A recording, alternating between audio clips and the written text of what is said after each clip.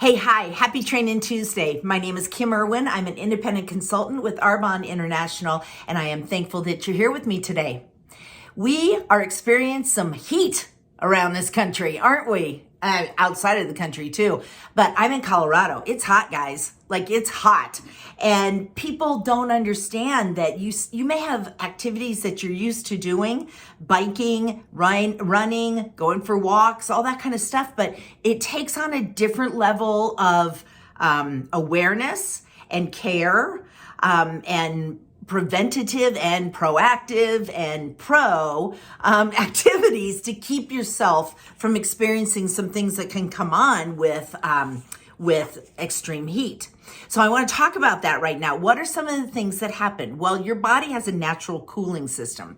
That natural cooling system is sweating. All right. So what we're doing is, we're bringing that the blood is coming to the surface. Your pores are releasing sweat.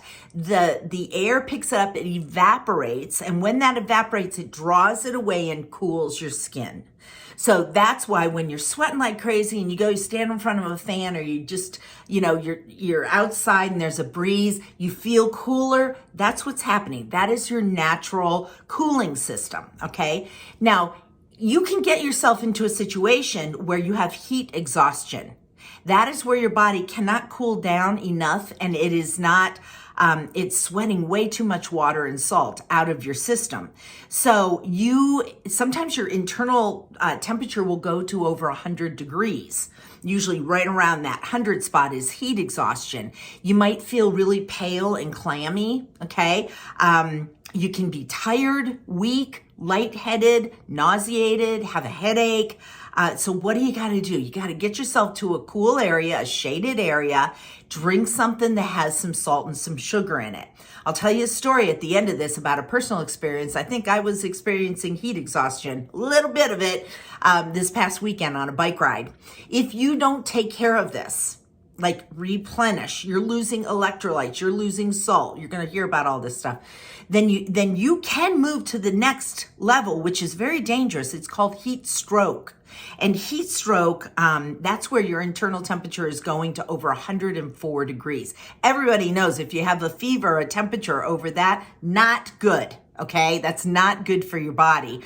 And here's one of your indicators. Instead of sweating, now your skin is warm and dry. Okay, now what's happened? Your AC just went out, right? Your natural cooling system isn't functioning. It can't keep up with it. So now your skin is warm and dry. You might feel confused, agitated. Your pulse is fast. Your heartbeat is fast. You're nauseous. You have a headache. What do? You call 911 right away, because this has got to be treated. If it is left untreated, it can cause seizures, coma, and it can be life-threatening. So you need to take care of it. Again, get yourself to a cool area, sip on something if you can. And they say to pack ice under your arms and between your legs. Help cool that system down. All right. So just like your AC goes off in your house, bring in the fans, right? So bring in the ice packs. Now, dehydration can also occur. That's when you have sweat away far too much liquid, okay? Your body can't, you've got all these essential minerals, there's sodium, there's potassium, your mouth and your tongue might even feel dry. This again is dehydration. You might feel dizzy, lightheaded, confused. What are you gonna do? You're gonna find a cool place and you're gonna drink something that's balanced with some sugar and some salt. That's your dehydration. What if your pores can't handle, they can't release that sweat, that perspiration, they get clogged. That can cause heat rash. So usually it's in hot, humid weather, but you really can get it anywhere. If your body is unable to release that sweat from the pores and they get clogged, then you're in trouble. So what can you do to prevent that? Wear loose, light, absorbent clothing, something that's cotton, something that can breathe and really keep that airflow going. What else? Sunburn. If you're using the Arbonne 30 SPF, I tell you what, you're not going to have to deal with this. But if you do get sunburn, you're going to want our Gelée.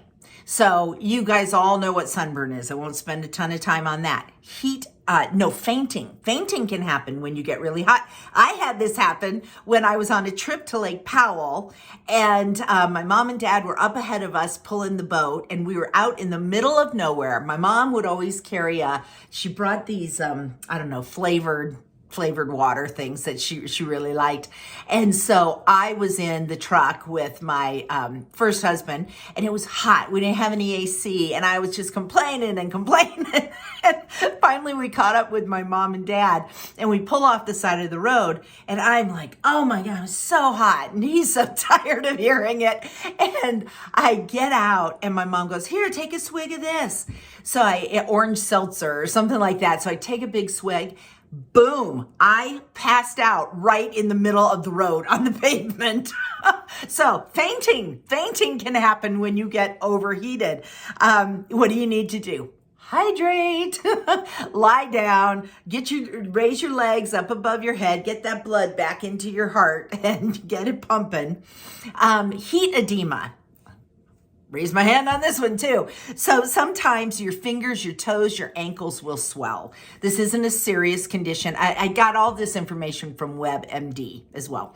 But it's not serious. Once you get cooled down, it will generally alleviate itself. But it is very uncomfortable. Your skin feels really tight and it's just uncomfortable.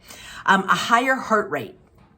So what's happening? Your heart is pumping faster to get that blood to the skin so it can release that heat. That's part of that natural cooling system going on. Lower blood pressure. Now this is interesting, and I'll tell you why also. But when you're sweating, you're losing those fluids and your electrolytes, and your blood vessels are going to dilate to increase the sweating. So you might get dizzy. You might even pass out. Okay, because that blood pressure gets so low.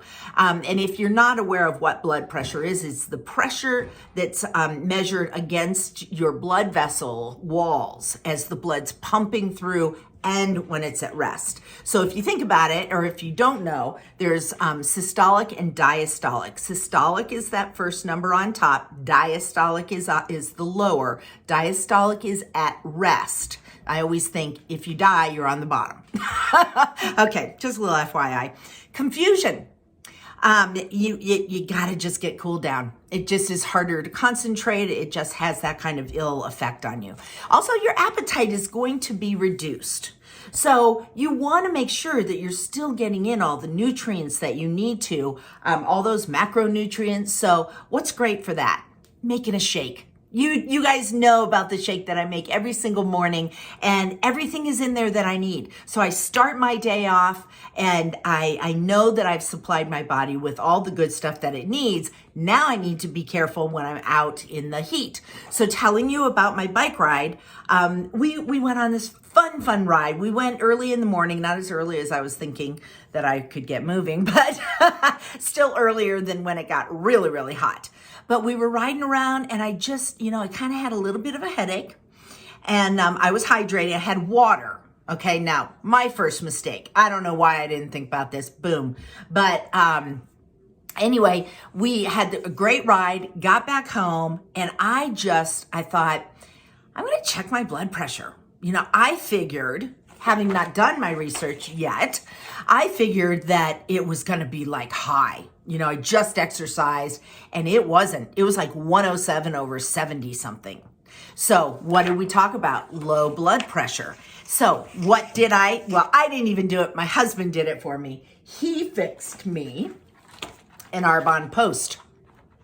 So it's actually called now True Sport Muscle Recovery.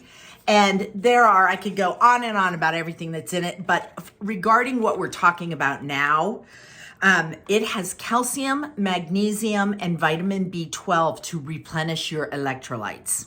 He made me one of these. It's a mixed berry blend and put ice in it. It was so good. And I felt so good after I drank it. So if you are exercising, you want one of these, especially in this heat. Now, what I should have done, and Scott and I talked about this too, is I should have put one of these in my water bottle. This was stupid. I don't know what I was thinking. This is called just hydration, okay? It's the True Sport Hydration. This has sodium, potassium, calcium, magnesium in it.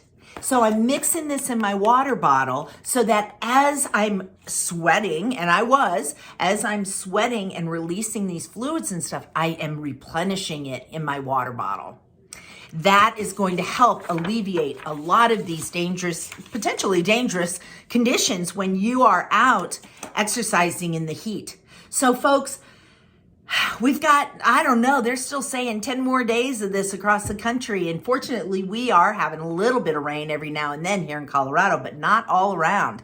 And, you don't want to, just be a slug and not do anything. So when it's still kind of cool, make sure you're going for your walk. Make sure you're getting some exercise in there, but prepare yourself.